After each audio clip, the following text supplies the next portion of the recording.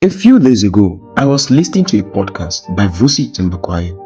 He spoke about something called the coming of age.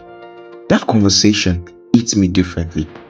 He talked about how, throughout the history, many cultures had rites of passage that prepared young boys for the responsibility of becoming a man. One example is the Maasai people of the Kenyan and Tanzania. Historically, some young Maasai warriors even took part in dangerous lion hunts, not for sport, but as a symbol of courage, discipline, and willingness to protect their community. That practice has largely ended today, but the principle remains the same. Manhood wasn't given, it is earned.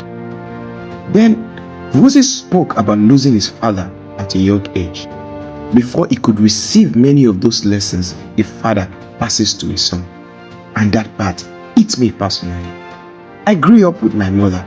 She did everything she could, and I will always be grateful for that. But as I have grown older, I realized that there are some lessons that a father is uniquely positioned to teach.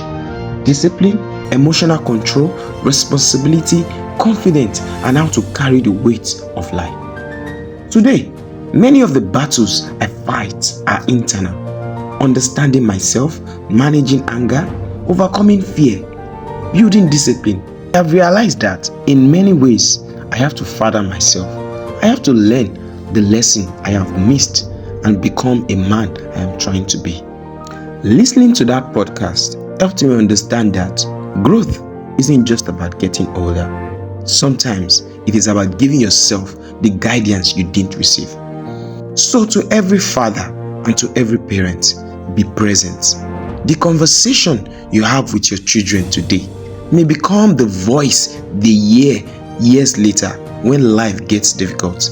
The discipline you teach at 5, the values you build at 10, the example you set at 15, those are the tools they will carry into adulthood. And to those of us who didn't have the guidance, our story doesn't end there. We can still grow, we can still heal, we can still become the men and women we were meant to be. Sometimes the coming of age isn't a ceremony. Sometimes it is the decision to become the person you needed when you were young.